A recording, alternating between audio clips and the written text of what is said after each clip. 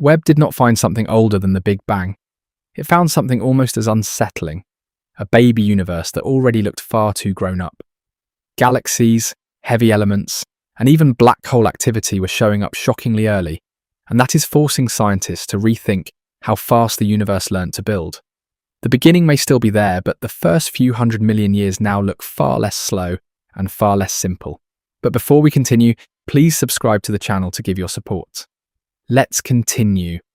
So what does older actually mean in this story? Because that word is doing a lot of damage.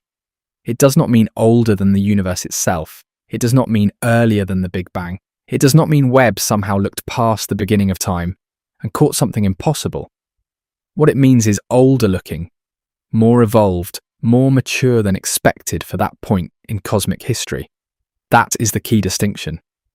And without it, the whole topic gets turned into nonsense. When Webb sees a galaxy less than 300 million years after the Big Bang, you are looking at light that left that galaxy when the universe was still extremely young, only about 2% of its current age. That galaxy is ancient from your point of view because the light has been travelling for roughly 13.4 billion years to reach Earth. But it is also young in cosmic age because it existed near the beginning of the observable universe's history. That is where people get confused. They mix up very far away, very old light, and older than the universe. Those are not the same thing.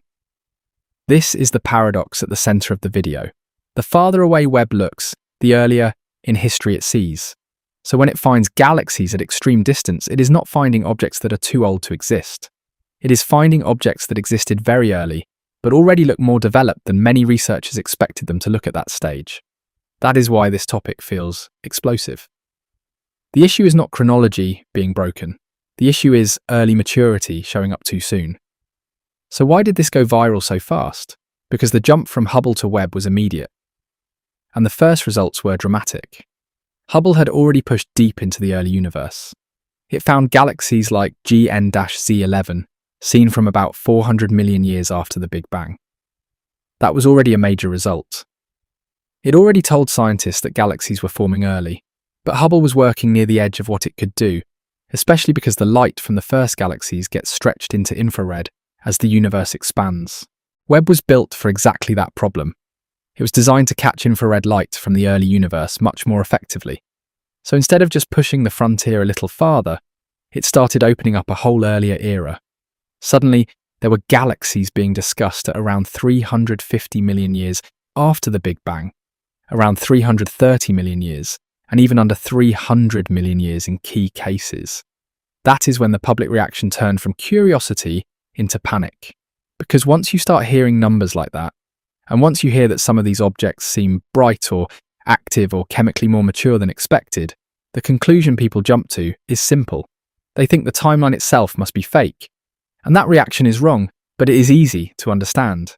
If you were told the early universe should still be in a basic assembly phase, and then a new telescope starts showing you bright systems already in place, your first instinct is not going to be, maybe we need to revise our assumptions about star formation efficiency. Your first instinct is going to be something is off. That is why the bad headline spreads so easily. It takes a real scientific tension and points it at the wrong target. So what is the real conflict? The real conflict is not origin. It is pace. That is the line that matters most. Webb is challenging how quickly the universe built complexity, not whether the universe came from a hot early state in the first place. That difference is everything. The Big Bang model is not one single statement that falls apart the moment a telescope finds something surprising. It is a broad framework supported by several different kinds of evidence. Expansion, the cosmic microwave background, primordial element abundances, and large-scale structure are all part of that framework. Webb does not erase those things. Webb is hitting the more detailed story layered on top of them, especially the old idea that the first few 100 million years were relatively sparse, chemically primitive, and slow to build large structures. That calmer version of the opening chapters is exactly what is now under pressure. Webb keeps pointing toward a young universe where stars may have turned on early, galaxies may have assembled efficiently, black holes may already have been feeding, and heavier elements may have started appearing on a very aggressive schedule. That is a much more interesting problem than the Big Bang didn't happen. A fake revolution is easy, a real revision is harder. And this one is real, because once the early universe starts looking bright, crowded, chemically active, and structurally busy much sooner than expected, researchers are forced to go back into the first 500 million years and ask where the bottlenecks were supposed to be. Were the first stars forming faster? Were early galaxies better at pulling in gas? Were black hole seeds larger than expected? Were feedback processes weaker at first, or just different? Was the whole early environment more efficient at building complexity than the standard comfortable picture allowed for? That is why the headline survives, even though it is wrong. It captures the feeling of the discovery, just not the science. The feeling is that something very, very early is behaving like it had more time. The science is that these objects are not older than the universe. They just look more evolved than many people expected for such a young cosmic age. That is a very different statement, and it is the honest one.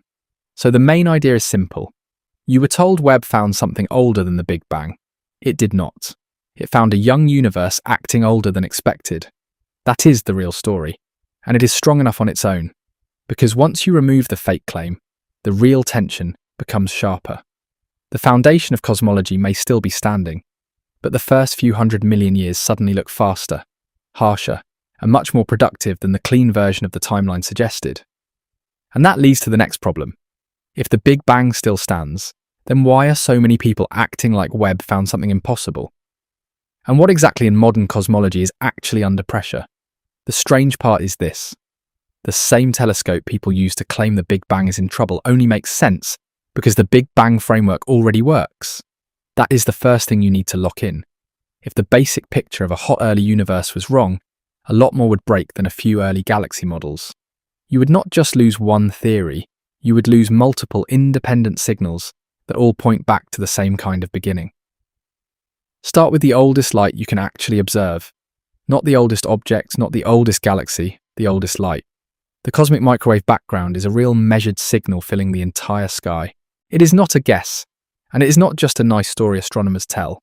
It is the leftover radiation from when the universe was about 380,000 years old. Before that, the universe was so hot and dense that matter and radiation were tangled together in an opaque plasma. Light could not move freely through it. Then the universe cooled enough for electrons and nuclei to combine into atoms, and suddenly space became transparent enough for light to travel. That light has been moving across the universe for about 13.8 billion years, and we have mapped it in extraordinary detail with missions like WMAP and Planck. So when someone says the Big Bang did not happen, this is the first wall they run into. Because if you remove the hot early universe, you also remove the cleanest explanation for that all-sky afterglow. And this is not some vague background haze that kind of fits the story if you squint at it. It is one of the strongest pieces of evidence in all of cosmology. The universe still carries a fossil signal from its early hot state. So the question becomes, if the beginning was not hot and dense, then what exactly produced that afterglow across the whole sky? And not just produced it, but produced it with the exact kind of structure and temperature pattern that matches a universe expanding and cooling from an earlier dense state. That is why cosmologists do not throw out the Big Bang every time a new telescope finds something surprising. The early universe has already left fingerprints behind, and they are everywhere. But maybe that is still too abstract, because background radiation sounds remote. So tighten it further. What happened in the first few minutes? This is where the chemistry becomes evidence. A few minutes after the Big Bang, the universe cooled enough for the first atomic nuclei to form. Not full atoms yet, just nuclei. And that short early phase set the broad starting inventory of the cosmos, mostly hydrogen, a large amount of helium, and a tiny trace of lithium. That pattern matters because it is not random. It matches what you expect from a hot, dense beginning that cools on a specific timeline. This is one of the most important things people miss in these viral debates. The Big Bang is not just a claim about everything being small once, it is also a claim about temperature, density, and timing. And those conditions lead to specific outcomes. About 1 second after the Big Bang, the universe was still unimaginably hot, around 10 billion degrees Celsius, around 18 billion degrees Fahrenheit. Within minutes, primordial nucleosynthesis was underway. So when cosmologists talk about the early universe, They are not working with a blank myth. They are matching real observations to a physical process that leaves behind a predictable chemical signature. That is why Webb does not automatically threaten the beginning just because it found galaxies that look too bright or too evolved too early. Those galaxies exist much later than the first few minutes. Webb can force us to rewrite how quickly stars formed, how efficiently gas collapsed, how fast heavy elements appeared, or how soon black holes started growing. But all of that can happen inside a universe whose earliest chemistry still points back to a hot, dense origin. In other words, Webb can stress the story of structure formation without erasing the story of the beginning. Then there is the expansion itself, and this part is even more important because the Webb story depends on it. Galaxies are not just far away. Their light is redshifted because space expanded while that light was travelling. That is not a slogan. That is a measurement. The deeper you look, the more you are not just seeing distance, you are seeing time stretched by cosmic expansion. That is why a galaxy at extreme redshift is not merely remote. It is a message from a much younger universe. And here is the paradox that makes this so sharp. The same cosmology people claim Webb is breaking is the cosmology that lets astronomers understand Webb's discoveries in the first place. When Webb finds a very distant galaxy, astronomers do not just look at a bright dot and guess its age. They use its spectrum, measure the redshift, and translate that into a place in cosmic history. So the framework under pressure on the details is also the framework making the whole discovery legible. If expansion was not real, if redshift was not a real effect of cosmic history, the entire early universe Webb story would collapse into confusion. So no, expansion is not some old textbook idea that survives only because people are emotionally attached to it. It is built into the data. It is the reason distant galaxies can be placed on a timeline at all. And once you understand that, you can see why the right question is not, did Webb disprove expansion? The right question is, what does expansion reveal about how fast the universe got complicated? Now push even deeper, because there is another clue most clickbait never mentions. The early universe was not just hot. It behaved like a dense fluid of matter and radiation. Inside that fluid, pressure waves moved through it, basically sound waves in the early cosmos.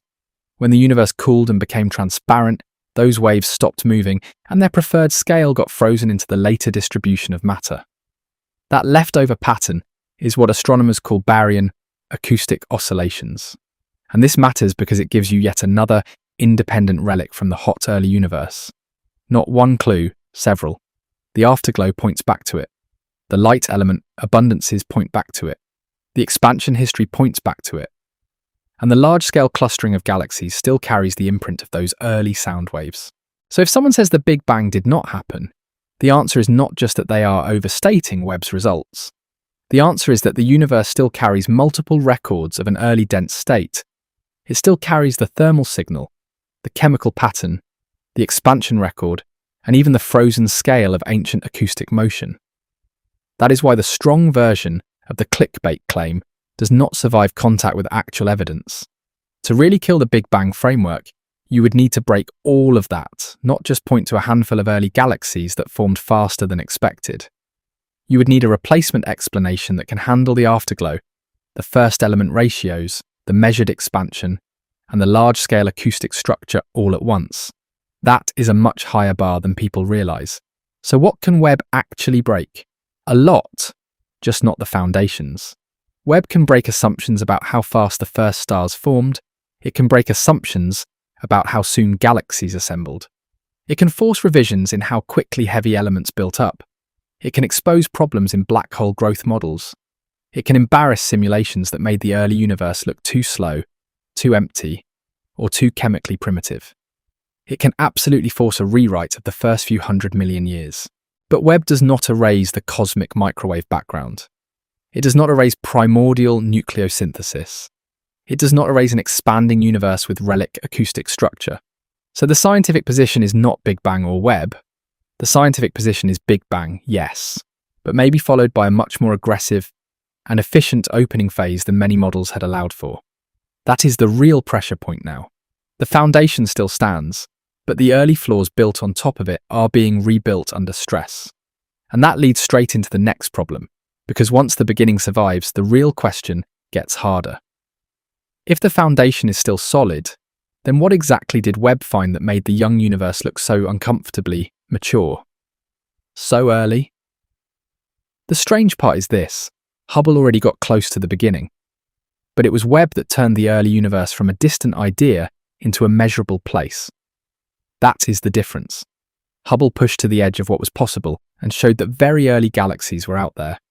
Webb crossed that edge and started finding them in numbers and with much stronger evidence.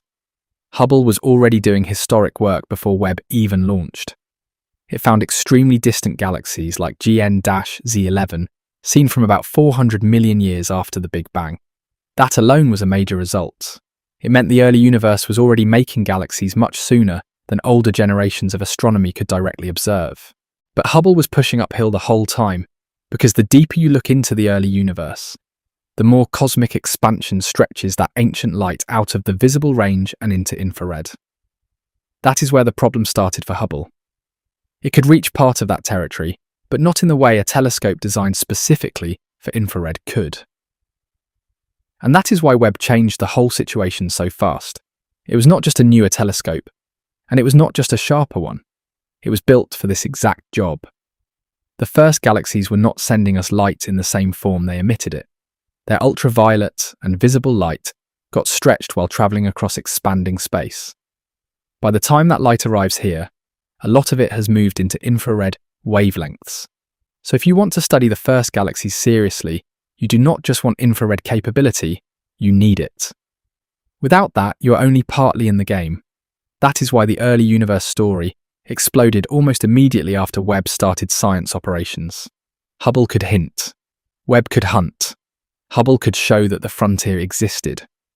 Webb could start working past it in a more direct way. And that changed the tone of the whole field.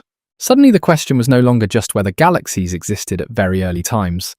The question became how many were there, how bright they were, how early they formed, how quickly they built stars, and whether the first few 100 million years were far more active than many models had allowed for. So how do astronomers actually know one of these galaxies is that early? This is where redshift stops being a technical word and becomes the key to the whole story. A galaxy's redshift tells you how much the universe expanded while its light was travelling to us. The higher the redshift, the earlier in cosmic history that light was emitted. So when astronomers say an object is at very high redshift, they are not just saying it is very far away, they are saying it is being seen from a much younger universe. That matters because the early Webb discoveries were not supposed to stay at the level of vague excitement.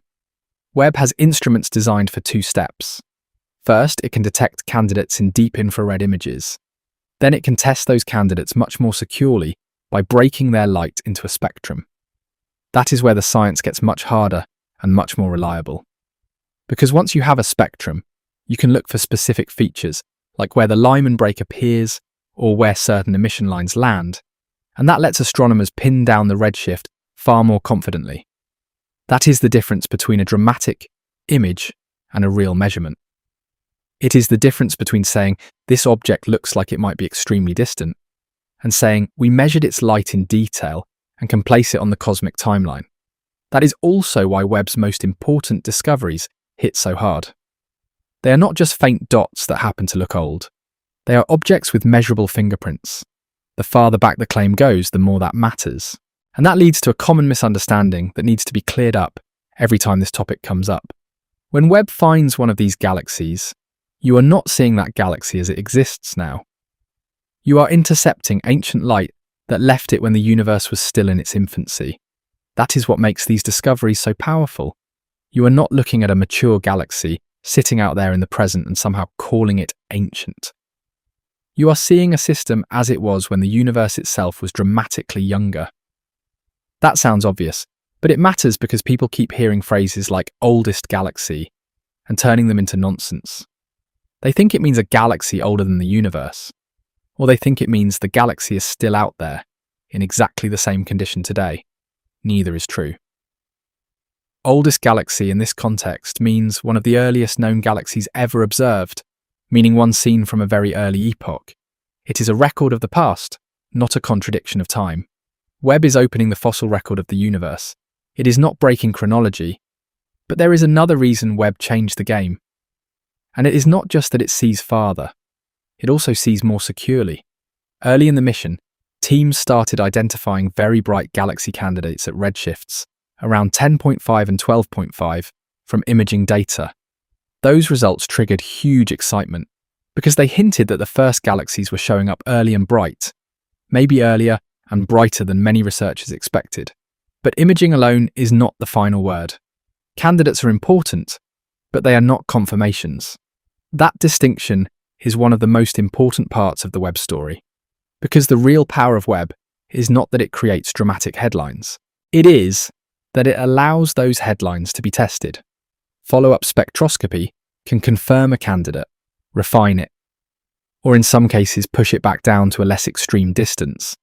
That is exactly why the field did not collapse into hype.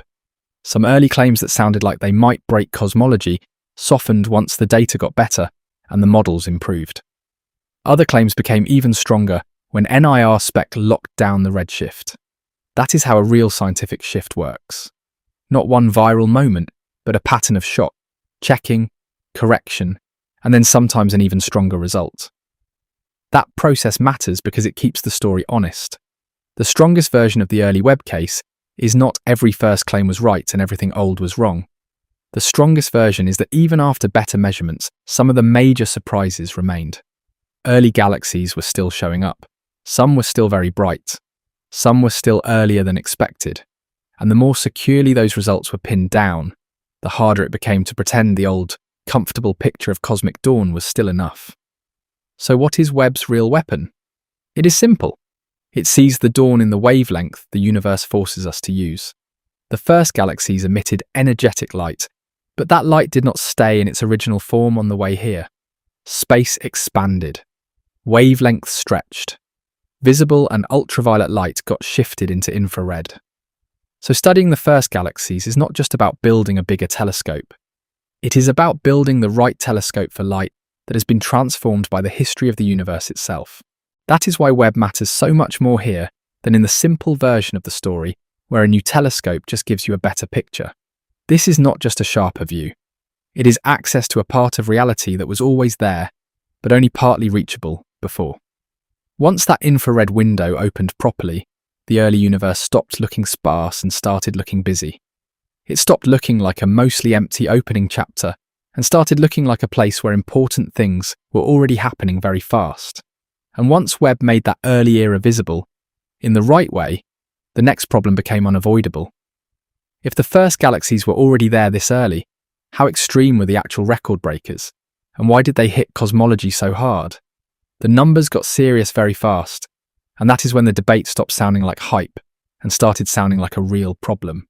Hubble had already pushed the frontier deep into the early universe with JWST, a galaxy seen from about 400 million years after the Big Bang. That was already enough to prove that galaxies were showing up very early. But Webb did not move that line forward in a slow, careful way. It started cutting into earlier time almost immediately, and that is what changed the mood. One of the first major shocks came from the glass JWST results. Researchers found extremely bright galaxy candidates at redshifts around 10.5 and 12.5, which put them at roughly 450 million and 350 million years after the Big Bang. Even before every one of those candidates had full spectroscopic confirmation, the message was already clear. The first few 100 million years did not look quiet. They did not look like a nearly empty stage waiting for the real history of the universe to begin. Bright galaxies were already there early enough to make people start asking whether the whole opening timeline had been too slow in our models. That is why these results landed so hard. It was not just that the record moved, it was how quickly it moved and what kind of objects were being found there. If the early universe only gave you a few faint and barely detectable systems, that would still fit a more cautious picture. But when bright systems start showing up, the question changes. Now you are not just asking whether galaxies existed, you are asking how they got noticeable so fast, how they built enough stars so early, and whether there were more of them than people had budgeted for. Then the pressure got worse.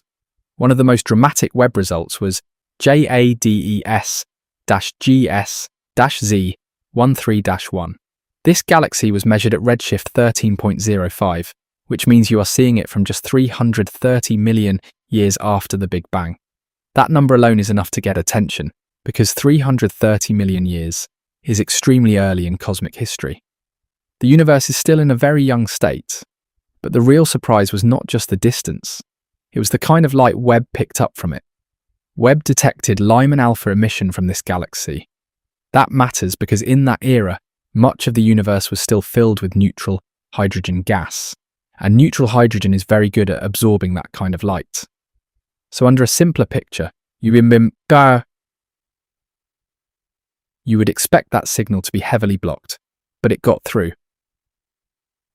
That means this galaxy was not just sitting there passively as an early object. It was likely inside, or had helped create, an ionized bubble where the surrounding hydrogen had already been stripped of its electrons enough for that light to escape. That changes the feeling of the entire story. Now, the issue is not just that galaxies existed early, it is that some of them may already have been changing their environment in a serious way. That makes the early universe look more active, more uneven, and more rapidly transformed than a clean textbook timeline suggests. You are not just finding early structures, you are seeing signs that some of those structures were already affecting the state of the universe around them. And then came the result that pushed the record into even more uncomfortable territory. JADES-GS-z14-0 became the confirmed record holder for the most distant known galaxy, with a redshift of 14.32. That places it at less than 300 million years after the Big Bang. Once you get under 300 million years, the entire conversation changes again, because now you are talking about a period when the universe is still in extreme infancy. There is not supposed to be much time available for turning diffuse gas into something this luminous and this detectable under older, more relaxed expectations.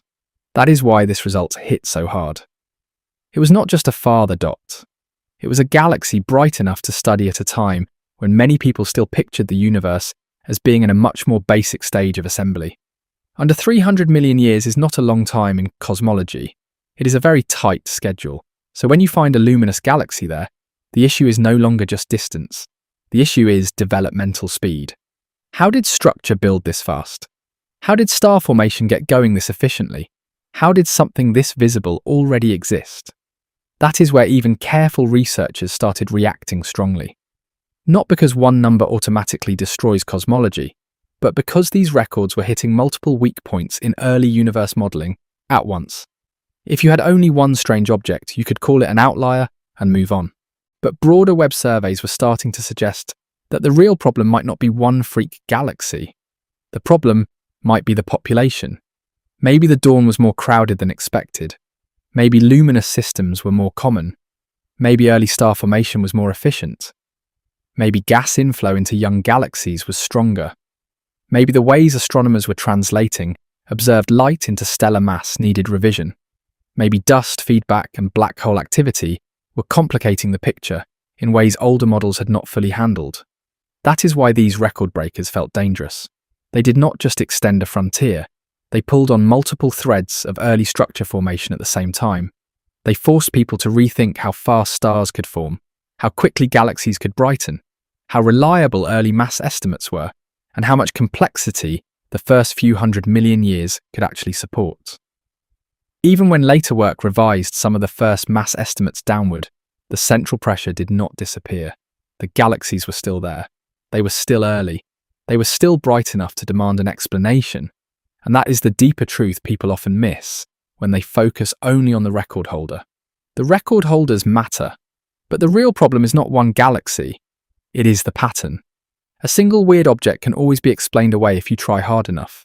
A whole frontier full of early brightness, early chemical processing, strange compact sources, and signs of rapid reionization is much harder to dismiss. That is the reason the bad Big Bang didn't happen claim spreads so easily. People could feel that something important was under strain. They just aimed at the wrong part of the theory. The pressure is not on the existence of a hot expanding origin. The pressure is on the early chapters of galaxy assembly. The real question is not whether the universe began the way cosmology says it did. The real question is how that young universe managed to build visible, active, and sometimes surprisingly mature systems so quickly. The record breakers are the warning lights. They are not the whole failure by themselves. But once enough of those warning lights turn on, you stop treating them like isolated glitches. And that is where the story gets even harder to ignore, because once the record galaxies are on the table, the next problem becomes obvious. It was not only that the early universe had galaxies, it was that some of them looked too bright, too chemically active, and too developed for how young the universe still was. The part that really unsettled people was not just how far back Webb was seeing, it was how developed some of these systems already seemed to be. Distance was only the first shock, maturity was the second one. And in some ways it was worse, because once you stop asking how early these galaxies are, and start asking what they were already doing at that early time, the pressure on the timeline gets much harder to ignore. One of the first reasons people reacted so strongly was brightness. Some of these galaxies looked too bright too soon. And brightness matters because it usually means something serious is already happening inside the system. It can mean intense star formation, a lot of hot young stars, compact energetic regions, or other processes that make a galaxy light up fast. Early Webb results triggered headlines saying some of these galaxies might be impossibly massive for how young the universe still was. That is where a lot of the first panic came from. But this part needs to stay honest. Some of those first mass estimates were too high. Later analysis showed that at least some of these galaxies were not as extreme as they first looked. In other words, part of the first shock was a modelling problem. When you are looking at very distant, very early objects, small assumptions can make a big difference in how you translate light into mass. So yes, some of the first "this breaks everything" claims softened after better analysis. But that correction does not make the problem disappear. It only changes the shape of the problem. Even if some of these galaxies were less massive than the earliest headlines claimed, they were still very luminous, very early. That still means the young universe seems to have been building bright systems with surprising efficiency. So the real tension was never just these galaxies are impossibly huge. The deeper tension was, why is the early universe already producing so much visible activity this fast? And once brightness stops being the whole story, chemistry makes the problem sharper. Because light can sometimes mislead you, chemistry is harder to dismiss. One of the biggest later shocks was the detection of oxygen in JADES-GS-z14-0, the galaxy seen from under 300 million years after the Big Bang. That matters because oxygen is not one of the simple elements left over from the beginning. It is not primordial in the Big Bang sense. Oxygen has to be made inside stars. Then those stars have to live, die, and throw that material back out into the surrounding gas. So when you detect oxygen in a galaxy this early, you are looking at evidence that several steps have already happened. Stars had to form, some of them had to evolve quickly, some had to explode or otherwise enrich the surrounding medium. And all of that had to happen on a very tight schedule. That is why this kind of result hits harder than a simple distance record. It is not just telling you that matter had clumped into a galaxy, it is telling you that stellar processing was already underway fast enough to leave behind a chemical signature that usually takes time to build. That does not break the Big Bang. It does something more specific. It compresses the clock for stellar evolution and galactic enrichment. It says the universe may not have skipped any steps, but it may have moved through some of them much faster than people were used to assuming. That is a very different kind of pressure, and in some ways it is more interesting because it forces changes in real astrophysics, not just in headlines. Then the chemistry gets even more uncomfortable. Oxygen is already a big deal, but nitrogen makes people even more uneasy, because nitrogen is often associated with enrichment pathways linked to older, lower mass stars. So when studies start finding notable amounts of nitrogen or nitrogen-related abundance patterns in early galaxies, the obvious reaction is simple. Wait, how is that already there? That is not a small question. That is the chemical clock itself being pushed. And once the chemical clock comes under pressure, you are no longer just debating whether early galaxies formed fast. You are debating whether our assumptions about early stellar populations, stellar lifetimes, enrichment pathways, and even the first generations of stars are too simple. Maybe some pathways were faster. Maybe the mix of stars in the early universe was different. Maybe the young universe was better at recycling material than expected. Maybe some of the rules we use to interpret later galaxies do not map cleanly onto the first few 100 million years. Whatever the answer turns out to be, the result is the same. These systems are not old in age, but they are old in behavior. That is the part the bad headline accidentally senses. Not older than the universe, older in chemistry, older in activity, older in the sense that they seem to have reached a developed state faster than the script used to allow. Once you say it that way, the story gets much stronger than the fake version. Because now the problem is not impossible chronology. The problem is accelerated maturity. Then there is dust. And this sounds like a side detail until you realize how much dust changes. Dust affects how galaxies look. It changes how light is absorbed and re-emitted. It changes how you estimate star formation. It changes how matter cools and how more complex structures eventually build up. So when astronomers start thinking seriously about solid, grains, and dust production in conditions that resemble the early universe, the stakes rise again. The important idea here is not that the earliest galaxies definitely looked exactly like nearby dusty systems. The point is that material complexity may begin earlier than people are comfortable with.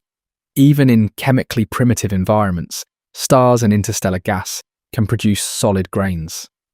That strengthens the case that the young universe may have started building more than just simple stars and gas clouds on a very aggressive schedule.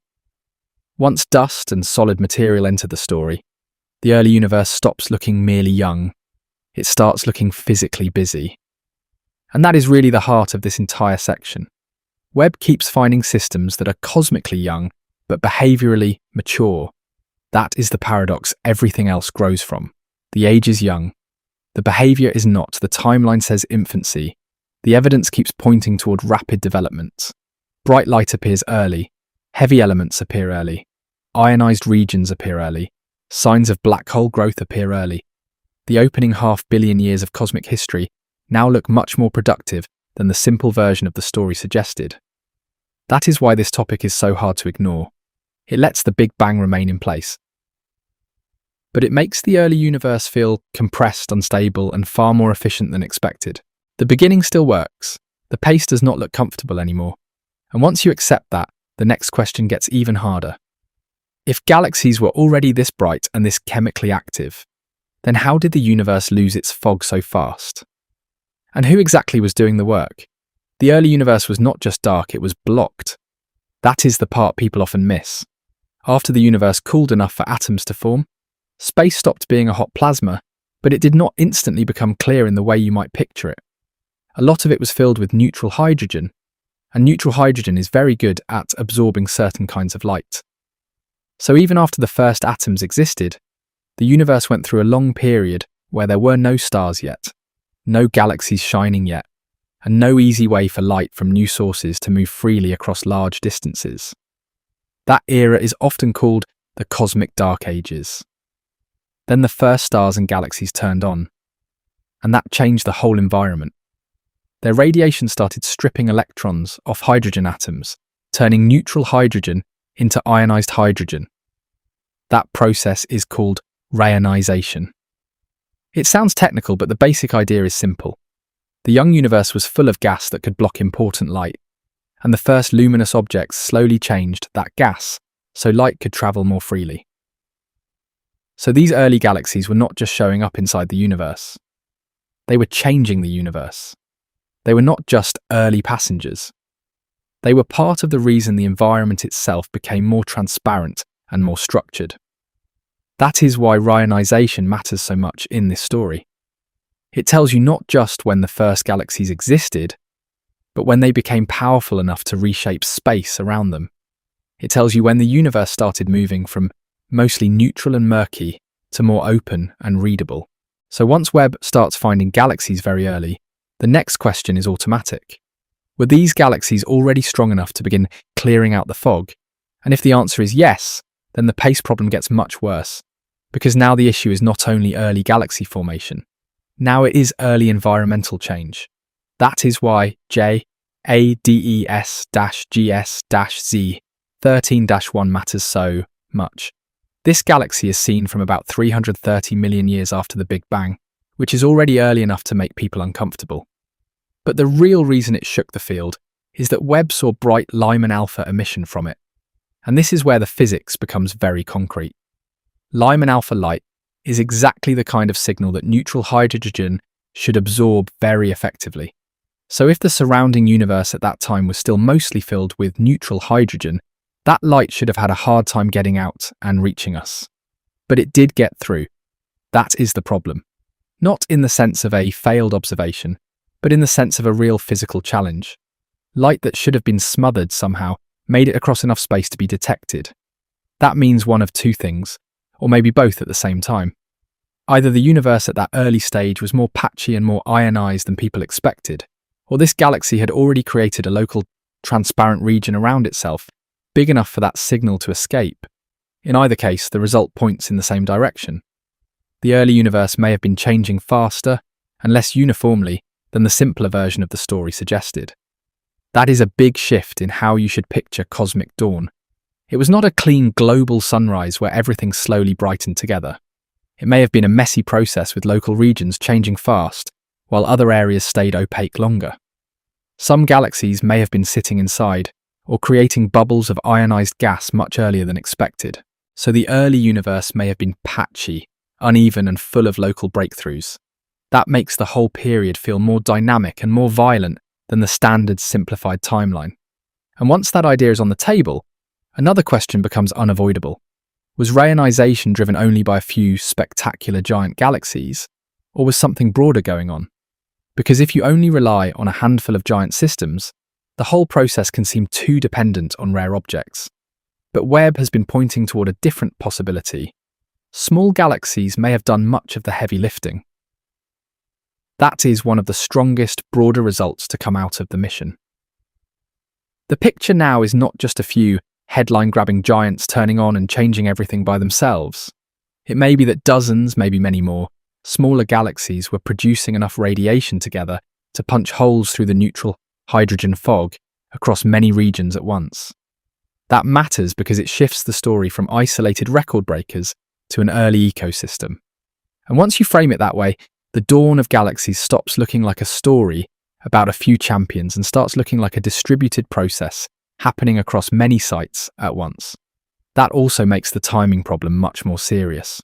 Because if small galaxies were already numerous and productive enough to contribute heavily to reionization, then the early universe was not just making a few bright exceptions. It was building a broader population of active systems. And that means multiple clocks all had to start ticking early. Stars had to form early. Those stars had to produce strong ultraviolet light early. Some had to die and enrich their surroundings early. Gas had to be cleared or ionized early. The whole chain has to move faster.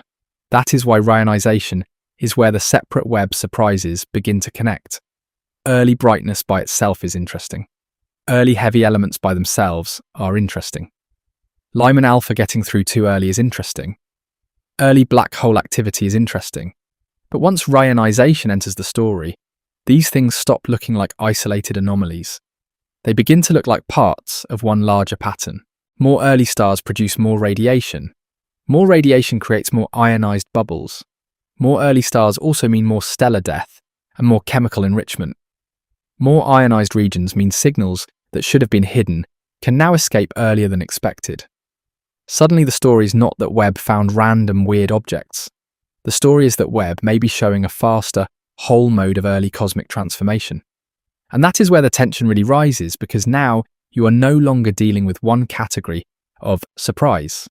You are dealing with a connected system of surprises that all push in the same direction. The young universe was not only forming galaxies early, it may have been reorganizing itself early. The galaxies were not appearing on a clean stage. They were changing the stage while the performance was still starting. That point matters because reionization is not a side issue in this story. It is one of the main places where the pace of the early universe becomes physically visible. If some galaxies were already living inside ionized zones, or already clearing them, shockingly early, then the dawn was more uneven, more local, and possibly much faster than people were prepared for. That keeps the central claim sharp without making it fake. Webb did not disprove the beginning. Webb found a beginning that seems to have gotten organised much faster than expected. And once the fog starts lifting this early, the next problem gets even harder to ignore. If the early universe was already producing enough energy to clear hydrogen and let blocked light escape, then what was happening in the centres of those young galaxies, and how did black holes show up so soon?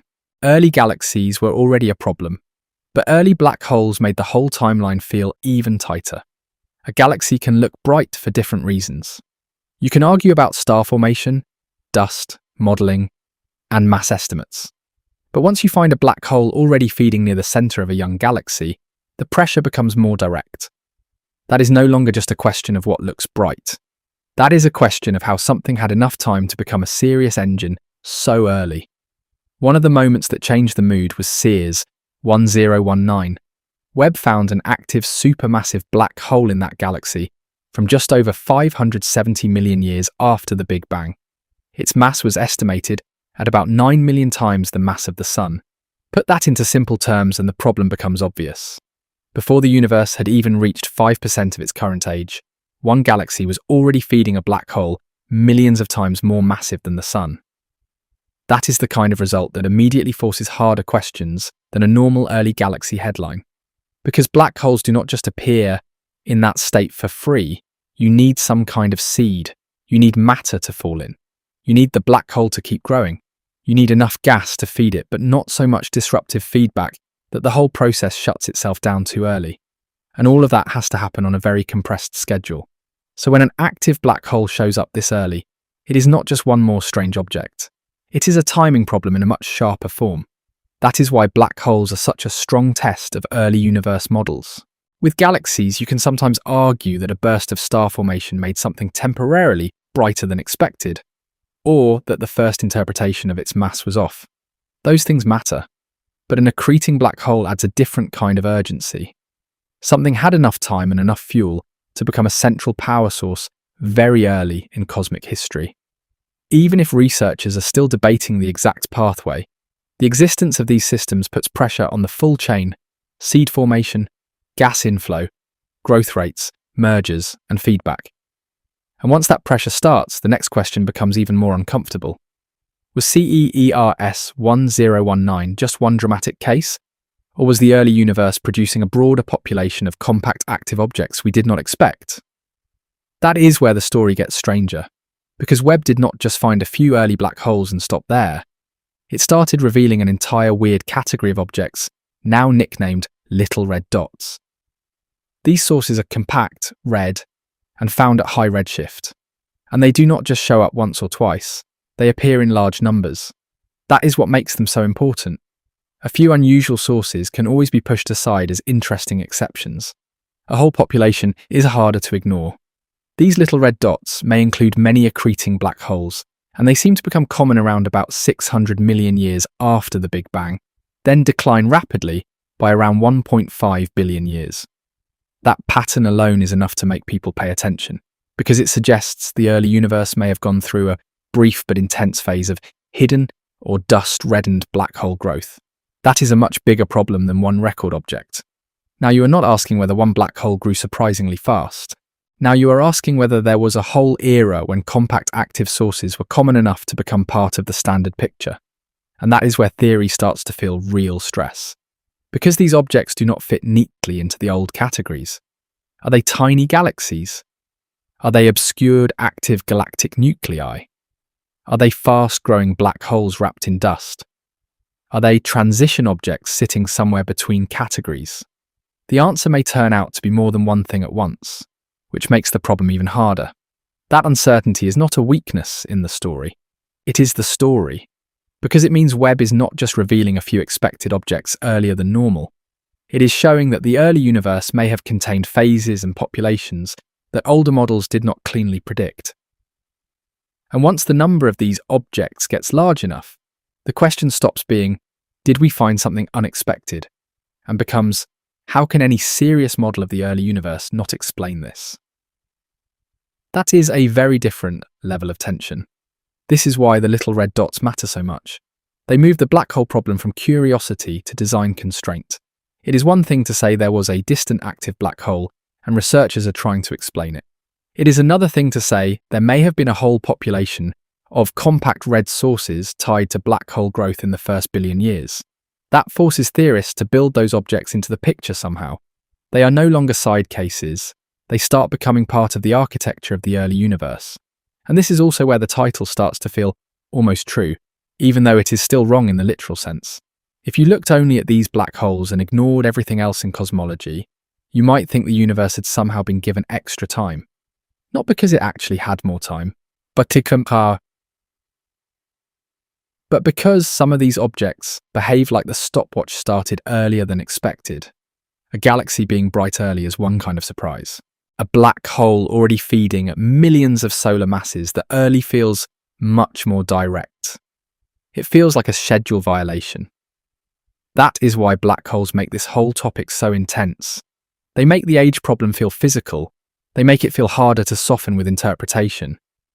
They force you to ask whether the seeds were larger than expected, whether growth could sometimes happen faster than standard limits suggest, whether mergers were helping more than expected, or whether the early universe was simply much better at building these central engines than the older comfortable picture allowed for.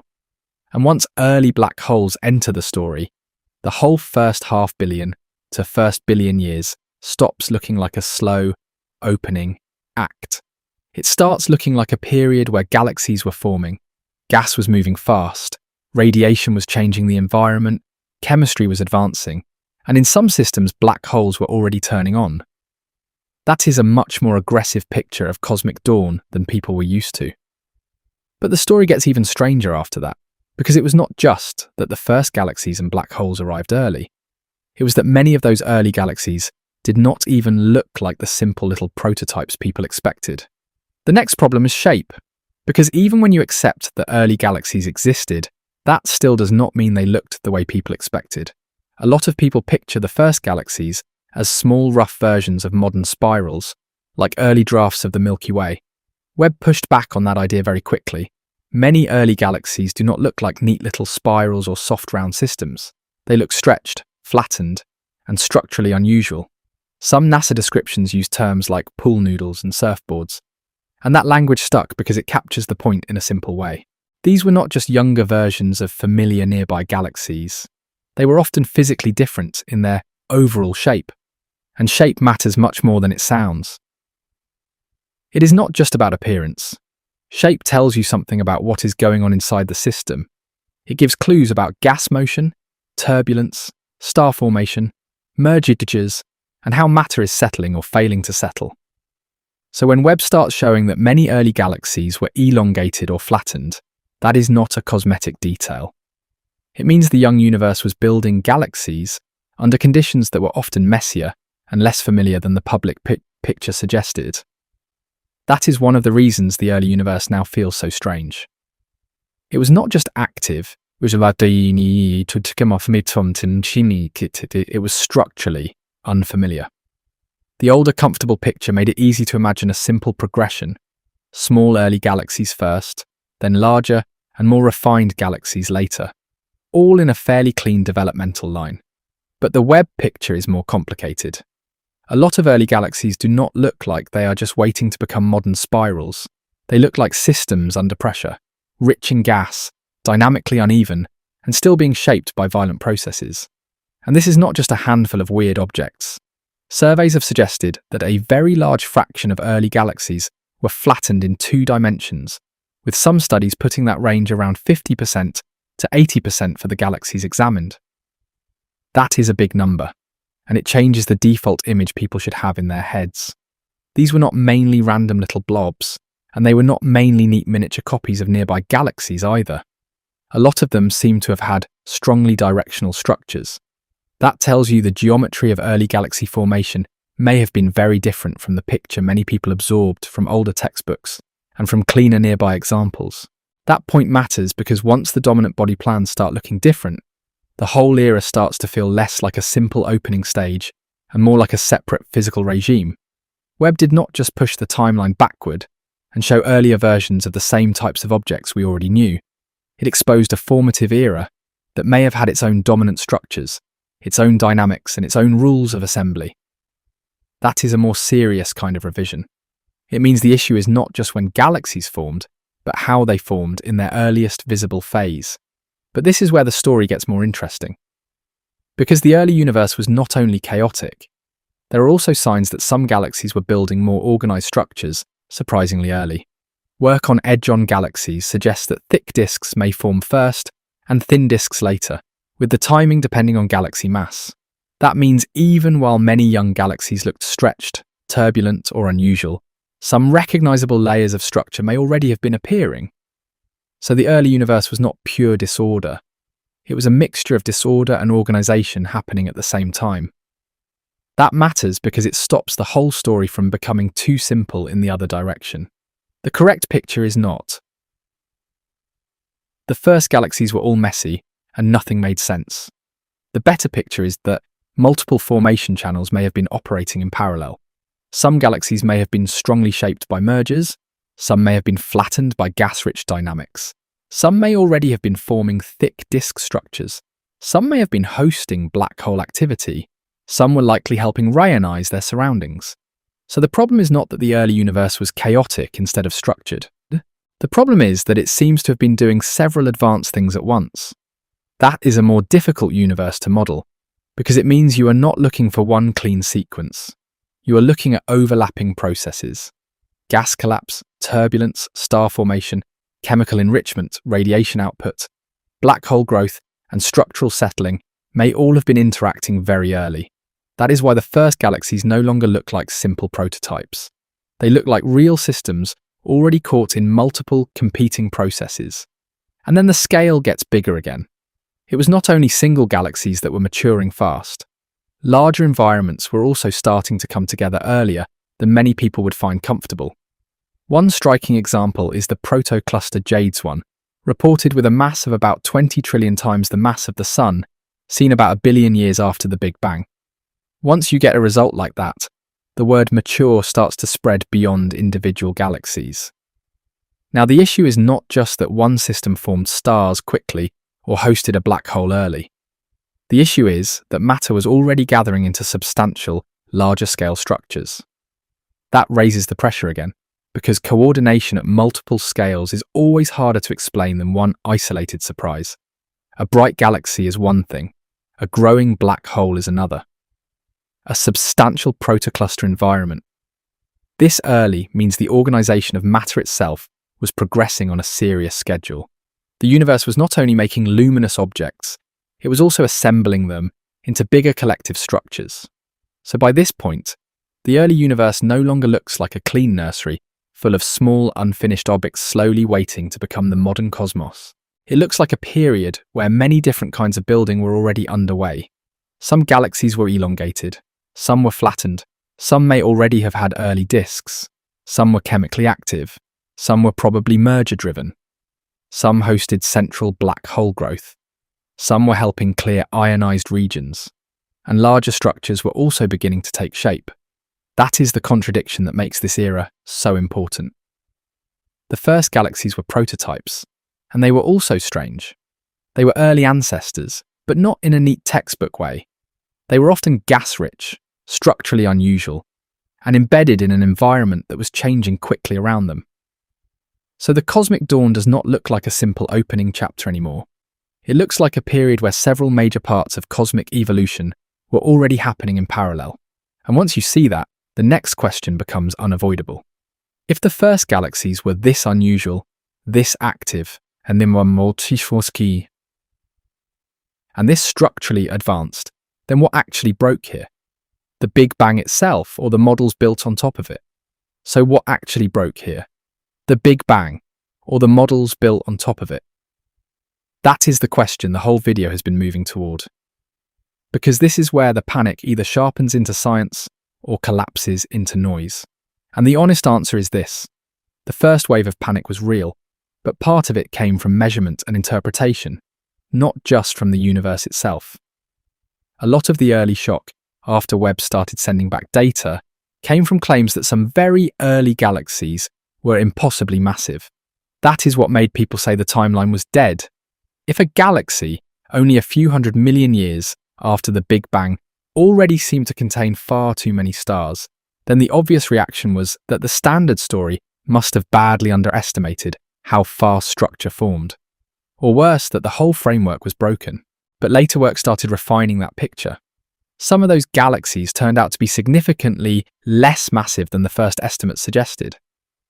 That matters a lot, because it shows how easy it is for a real surprise to get turned into an exaggerated catastrophe in the first round of public discussion. These are hard measurements. You are looking at faint, distant, ancient systems, and translating their light into physical properties depends on modelling, calibration, spectroscopy, and assumptions about stellar populations. So when the first estimates came in hot, the internet treated them like final verdicts. Science did not. Science kept working on them. Some of the biggest early claims softened. Not because the discoveries were fake, but because better analysis gave a more controlled picture. And that is the point people miss when they say scientists are backtracking. They are not backtracking. They are doing the job correctly. Cosmology is not brittle. It does not shatter every time the first version of a surprising result gets updated. It absorbs new evidence, checks the weak points, and changes where it has to. That is not weakness. That is exactly what you want a serious field to do. The telescope really did find something startling. The first internet translation was just more catastrophic than the mature scientific view. So once the first wave of panic settles down, what is actually under pressure? This is where the standard cosmological model comes in, the broad framework people usually call lambda CDM, the expanding universe picture with dark matter and dark energy included. And this is where the distinction matters. Lambda CDM has not collapsed because Webb found bright galaxies early. The pressure is mostly not on the arena itself. The pressure is on the astrophysics happening inside that arena. That means the trouble is in things like star formation efficiency, dust corrections, gas inflow, stellar feedback, black hole seeds, and the way astronomers convert observed light into actual stellar mass. In simple language, the rules of the cosmic stage still work very well. What is being revised is how quickly the first actors use that stage. That is where working astronomers feel the tension. Not mainly in whether the universe expanded from a hot, dense state, but in how aggressively the first stars, galaxies, and black holes exploited the conditions they were given. That is a very important distinction, because it keeps the drama real without making it fake. Saying everything is broken sounds exciting, but it is too vague to be useful. Saying the broad cosmological framework still stands, but the early astrophysics may have been too conservative, is more precise. And it actually fits what Webb has been showing. The first few 100 million years may have involved faster gas collapse, more efficient star formation, quicker enrichment, earlier black hole growth, and more complicated feedback than many older models assumed. That is a real revision. It is just not the same thing as saying the Big Bang failed. But there is another source of confusion that has to be cleaned up here. Because a lot of people take every modern cosmology problem and blend them into one giant disaster. That is where the Hubble tension gets mixed into this story, even though it is not the same issue. The Hubble tension is the mismatch between the expansion rate measured in the nearby universe and the expansion rate inferred from the early universe. Webb has actually strengthened parts of that debate by supporting earlier Cepheid-based distance measurements. So yes, that tension is real, and yes, it is a serious problem, but it is a different wound. The Hubble tension is about expansion rate and cosmic calibration. The early galaxy Webb story is about how rapidly galaxies and black holes formed and evolved in the first few 100 million years. Those problems may someday turn out to connect in deeper theory, but right now they are not interchangeable. One is not proof of the other, and if you blur them together, you lose the structure of the real scientific debate. You stop doing cosmology and start doing apocalypse content. So then ask the harder question directly. What would it actually take to kill the Big Bang framework? Because that is the standard people should be using, not whatever sounds dramatic on a thumbnail. To truly bury the Big Bang, you would need observations that systematically undermine the hot early universe itself. You would need the cosmic microwave background to stop making sense as relic radiation from an early dense state. You would need primordial hydrogen and helium abundances to stop fitting the predictions of early nucleosynthesis. You would need the expansion history to fail in a deep way. You would need the large-scale acoustic structure of the universe to lose its explanation. That is a much higher bar than Webb-found galaxies that formed fast. Even a lot of fast-forming galaxies do not automatically touch that level of the theory. They create pressure higher up in the structure. They tell you complexity may have arrived early. They tell you the first few 100 million years were probably more active and more productive than the safer versions of the old story suggested. But they do not erase the multiple independent relics of a hot expanding beginning. That is why the honest verdict is stronger than the clickbait verdict. Webb has not disproved the Big Bang. Webb has exposed how incomplete the comfortable picture of cosmic dawn was. That matters because the safe version of the old story is no longer enough. The young universe may have been denser in events, faster in enrichment, quicker in structure building, and more efficient in turning gas into complexity than many people expected. That is not the death of cosmology. It is cosmology being forced to get more specific and less lazy. And that is exactly where this debate should land. The beginning still stands. The easy version of what happened next does not. The universe did begin hot, dense and expanding. But after that, it may have moved from simplicity to complexity much faster than the clean textbook timeline prepared people for. That is the real disruption. Not the loss of the foundation, but the collapse of the comfortable middle story. And once that is clear, the final question becomes the biggest one of all.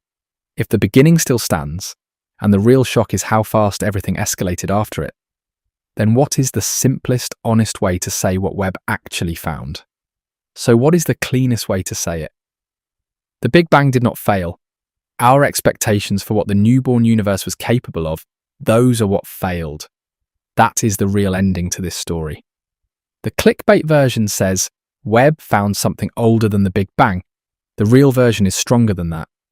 Webb found a universe that very early in its life was already doing things many people thought should take much longer.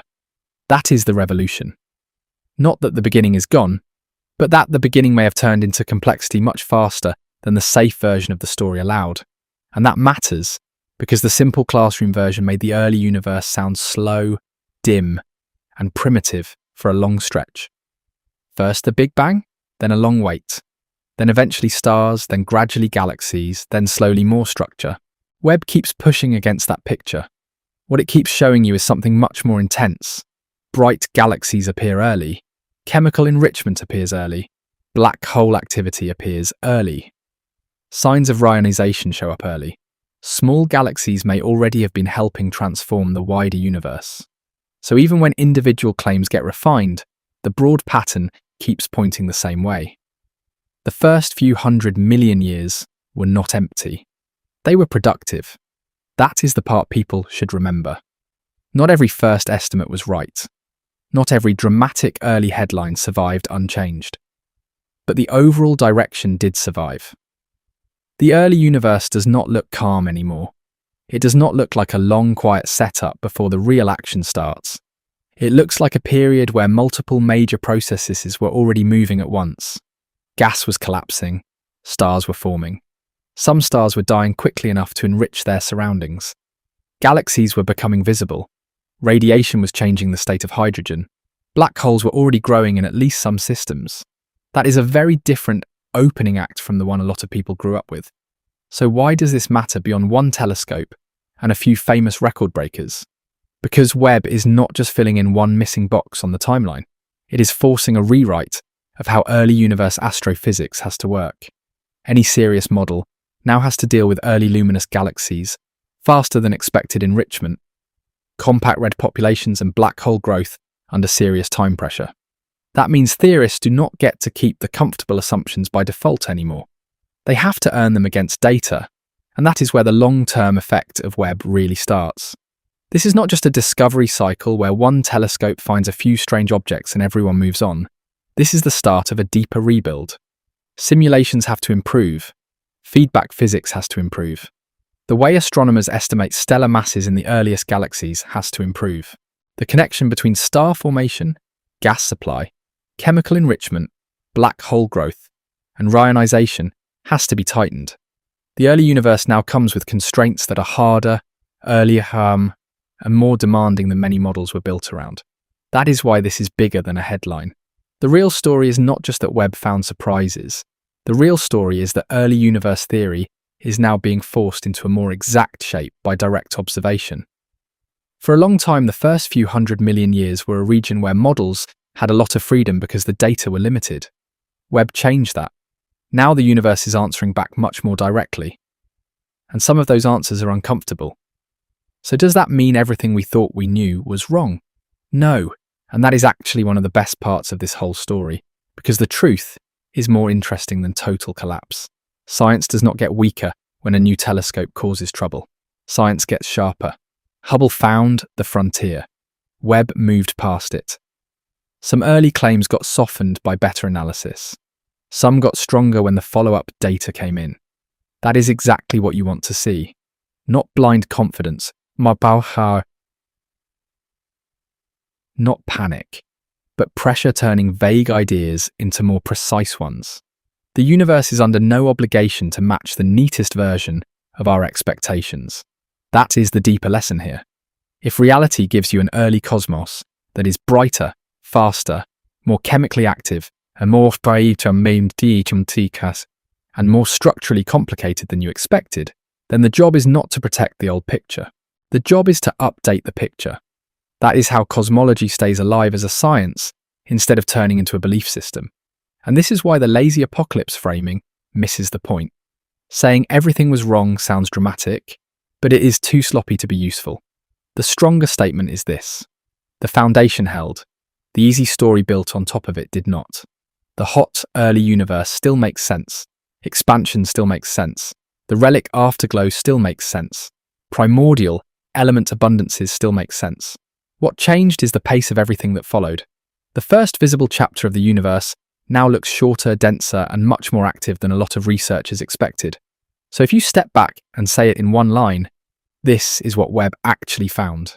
It found a universe that was aggressively productive almost from the start. Not fully mature, not magically complete, but far less slow than the older simplified timeline suggested. That is why the title feels like it almost says something true. Not because Webb found something older than the universe, but because it found early systems behaving like they had used their time with extreme efficiency. And that leaves you with the final version. The one that keeps the punch without breaking the science. Webb did not find something older than the Big Bang. It found something almost as disruptive. A baby universe acting like it had already been busy for ages. And that is exactly why this matters so much. Because if the first few 100 million years were really this active, this crowded, and this efficient, then the next decade of cosmology is not about defending the old picture. It is about figuring out just how fast the universe learned to build. This video is for educational or entertainment purposes only, and information provided in the video may be incorrect. If you enjoyed the video, consider subscribing to the channel and like the video.